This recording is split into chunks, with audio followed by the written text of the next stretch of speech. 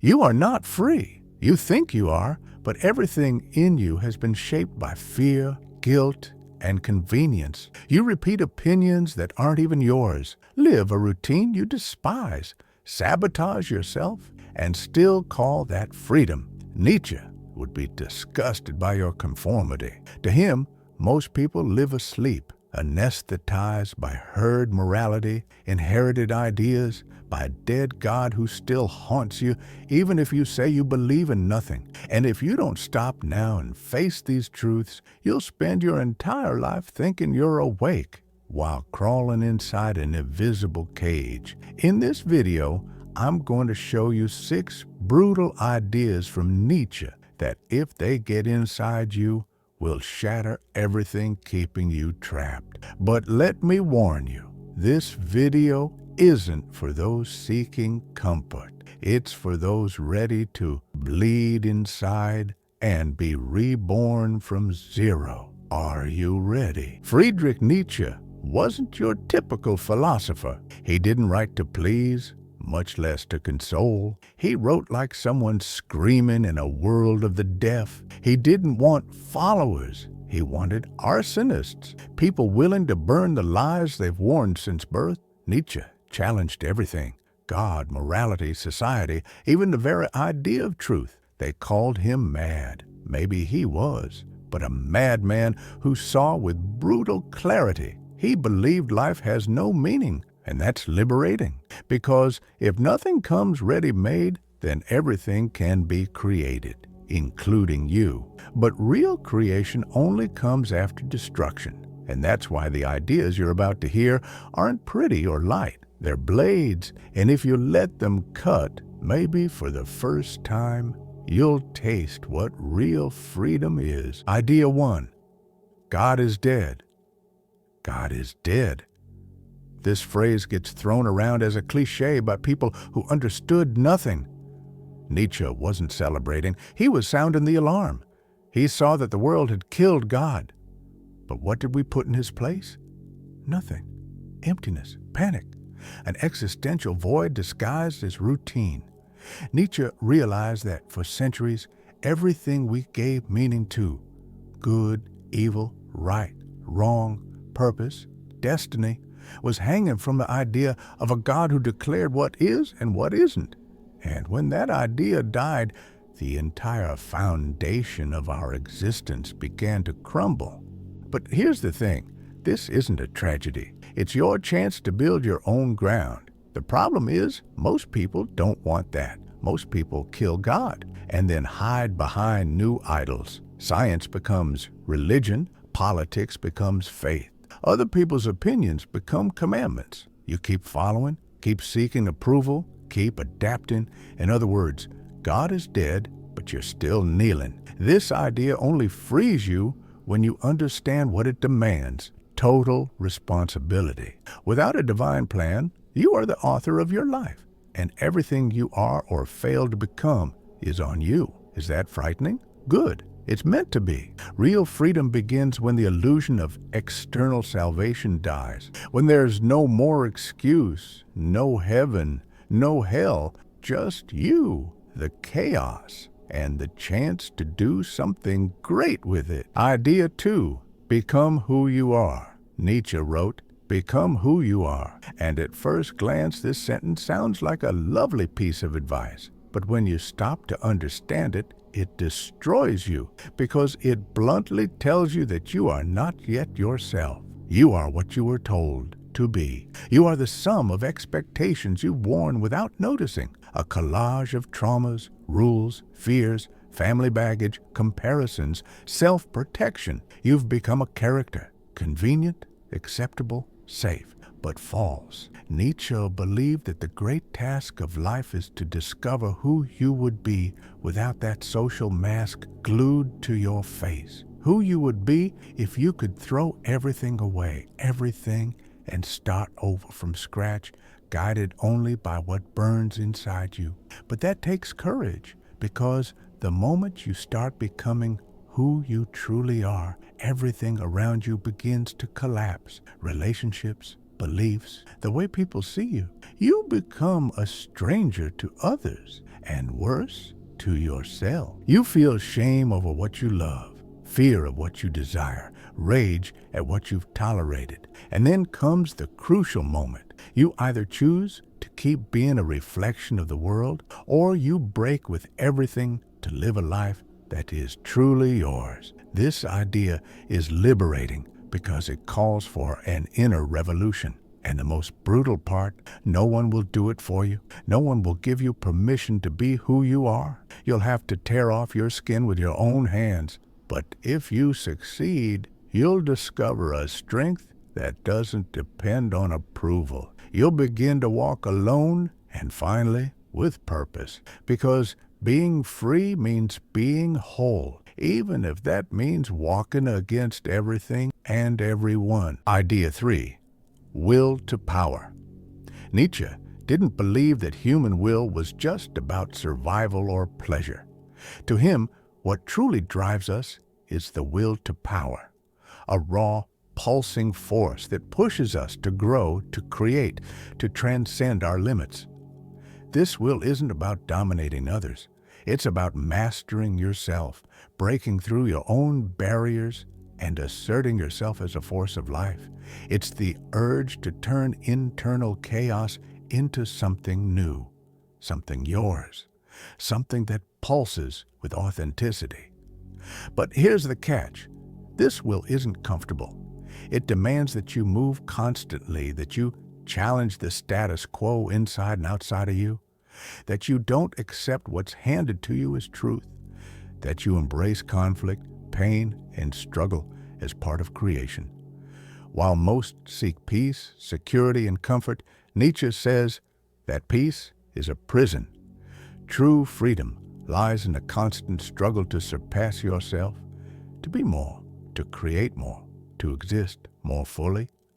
If you let this idea in, you'll understand that complacency is the real slavery, that only those who dare to pursue their highest potential, even if it means breaking everything, are truly alive.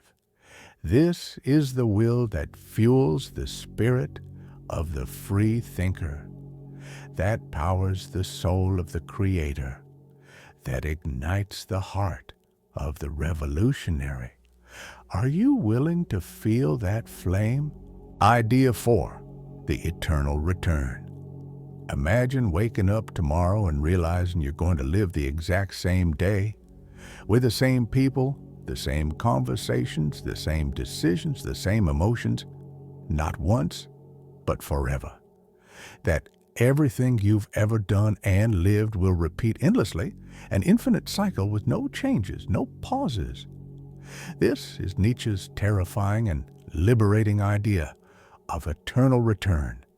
It's not just a theory. It's a question that echoes in your soul. Would you accept the life you're living today forever? If the answer is no, then you're living a half-life, letting time pass like someone watching a movie they're not invested in. You're postponing, conforming, seeking distractions to avoid facing what really is.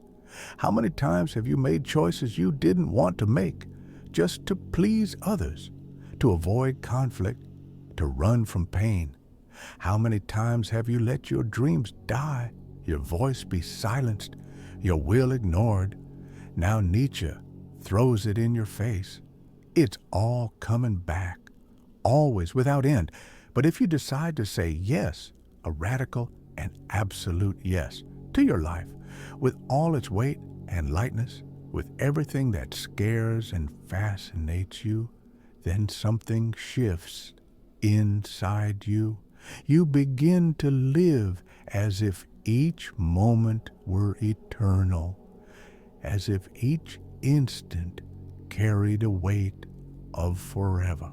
And then you discover that living with this awareness is to be free of fear, because when everything is eternal, you stop wasting time. You stop running. You begin to want intensely, to feel deeply, to take full responsibility for your existence. Not just for today, but for an eternity that depends entirely on you. This idea may feel like a burden, and maybe it is, But it's also the greatest act of self-love you can offer, to live with purpose, with intensity, with courage. If not, Nietzsche says, you are doomed to live on autopilot, a ghost trapped in cycles of conformity, regret, and apathy, repeating the same empty life over and over again.